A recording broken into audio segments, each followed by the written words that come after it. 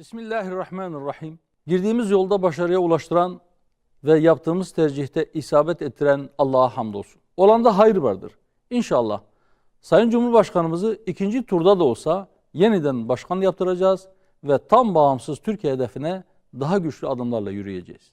Teveccüh gösterip bize desteklerini esirgemeyen vatandaşlarımıza teşekkür ediyorum. Bu teveccühe layık olmak boynumuzun borcudur. Seçim kampanyası boyunca ihlas ve özveriyle çalışan teşkilat mensuplarımıza, kadın ve gençlik kollarımıza, katkı sunan bütün dostlarımıza da teşekkür ediyorum. Allah hepsinden razı olsun. Bizim açımızdan yeni bir merhale başlamış, Hüdapar olarak yükümüz ağırlaşmıştır. Milletimize hizmet için elimizden gelen bütün gayretimizi sarf edeceğiz. Davamızın sonu alemlerin Rabbi olan Allah'a hamd etmek.